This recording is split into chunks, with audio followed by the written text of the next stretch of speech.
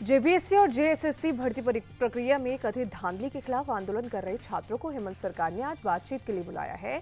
ये बातचीत दोपहर 2 बजे सरकार के प्रतिनिधिमंडल के साथ होगी, जिसमें कुछ मंत्री शामिल हो सकते हैं। सरकार के प्रस्ताव को छात्रों ने भी स्वीकार कर लिया। सरकार के प्रस्ताव की जानकारी देने पहुंचे राज्य के एसडीओ ने कहा कि बातचीत के माध्यम से ही सभी पक्षों के बीच सहमति बनाने और समाधान की दिशा में आगे बढ़ा जा सकता है। छात्रों को उनके लीगल एडवाइजर के साथ वार्ता में शामिल होने का प्रस्ताव दिया गया।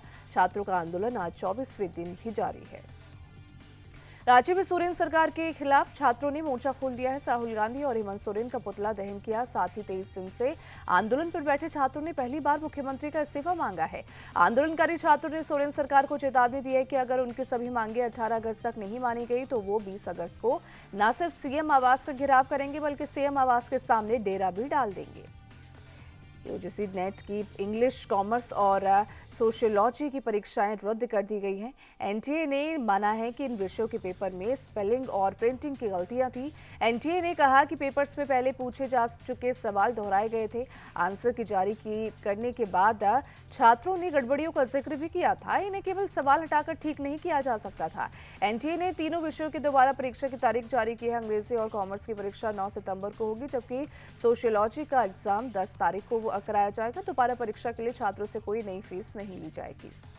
रायपुर में योग गुरु स्वामी रामदेव ने देश के युवाओं और बच्चों को लेकर चिंता जताई है। स्वामी रामदेव ने कहा कि कुछ लोग विरोध प्रदर्शनों में बच्चों का इस्तेमाल कर रहे हैं। उन्होंने सवाल उठाते हुए कहा कि छोटे बच्चों को विरोध प्रदर्शनों में शामिल करना उचित नहीं है। अगर ऐसा होगा तो बच्चा पढ़ाई कब करेगा? पत्रकारों के सवालों का जवाब देते हुए स्वामी रामदेव बोले कि ना हिंदू खतरे में, ना मुसलमान खतरे में है। खतरे में देश का बचपन और देश की जवानी है।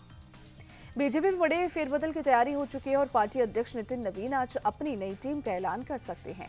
सूत्रों के मुताबिक नई टीम में युवा और अनुभवी चेहरों के बीच संतुलन बनाने की कोशिश की जा रही है। महिलाओं को भी प्राथमिकता दिए जाने की संभावना है। अगले साल उत्तर प्रदेश, पंजाब, उत्तराखंड, गोवा, मणिपुर, हिमाचल प्रदेश और गुजरात समेत कई राज्यों में चुनाव के बिगुल बजने वाले हैं। ऐसे में फैसला अहम माना जा रहा है। कांग्रेस मुख्यालय में वंदे मातरम के कथित अपमान पर बीजेपी हमलावर है। राजस्थान के अलवर पहुंचे गृहमंत्री अमित शाह ने सीधे सोनिया गांधी को टारगेट किया। उन्होंने कहा कि कांग्रेस मुख्यालय में पाप हुआ। सोनिया गांधी और कांग्रेस ने वंदे मातरम का अपमान किया। गृहमंत्री ने कहा कि सोनिया जी ने जो पाप किया है वो माफ नहीं हो सकता। वोट बैंक के लिए कांग्रेस ने वंदे मातरम को भुला दिया। कांग्रेस को जनता से माफी मांगनी चाहिए।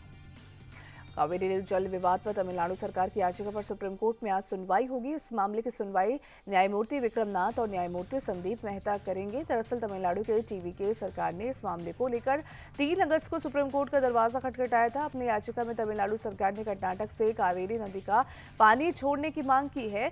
तमिलनाडु सरकार का कहना है कि उसे अपने हिस्से का कावेरी का पानी नहीं मिल पा रहा है और समझौते के मुताबिक कर्नाटक अपने वादे पूरे नहीं कर रहा है। कर्नाटक विधानसभा में आज हंगामे के आसार है। कांग्रेस सरकार की गारंटी स्कीम में अनियमितता का आरोप लगाते हुए बीजेपी विधानसभा में आज गारंटी गोलमोल का मुद्दा उठाएगी।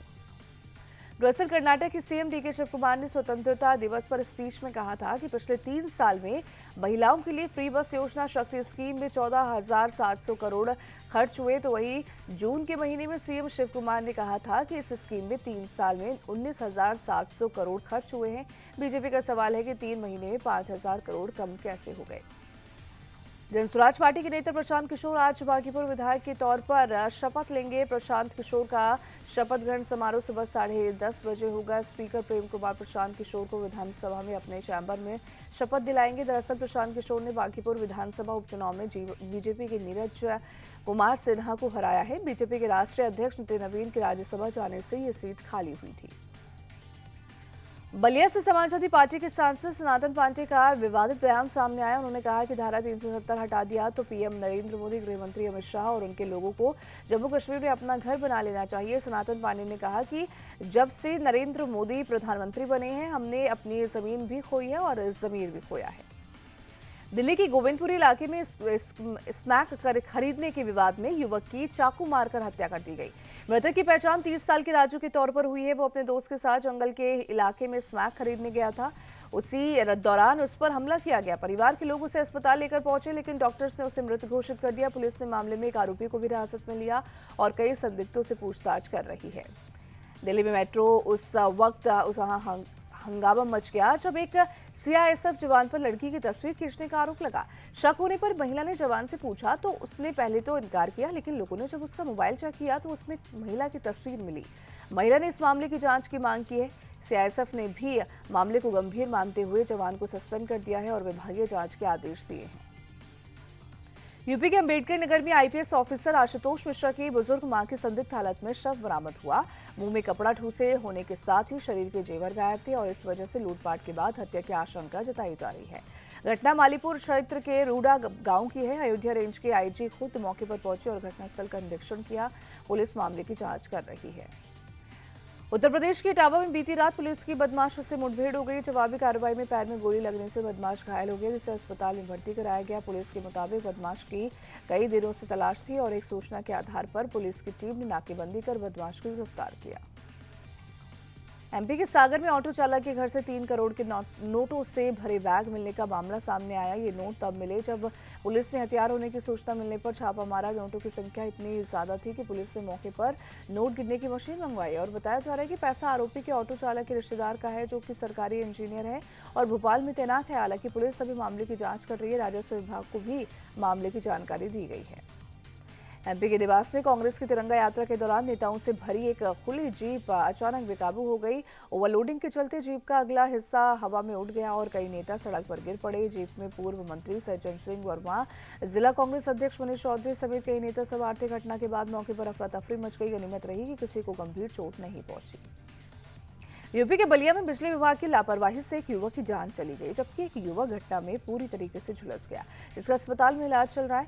हादसा उस वक्त हुआ जब युवक बांस के एक खंभे को उखाड़ने की कोशिश कर रहा था और खंभे के पास की बिजली का तार लटक रहा था, जिसमें टच होते ही धमाके के साथ आग लग गई। तार में 11,000 वोल्ट का करंट दौड़ रहा था। तार से संपर्क होने के साथ ही ये हादसा हुआ। महाराष्ट्र के अकोला में दुधानी पर्यटक स्थल पर पैर फिसलने से एक युवक की मौत हो गई। घटना रविवार शाम 5 बजे हुई, जब युवक अचानक पानी में फिसल गया। मृतक की पहचान अकोला के रहने वाले 22 साल के साहिल अहमद जलील अहमद के रूप में हुई है। पुलिस ने लोगों से सावधानी बरतने की अपील की है।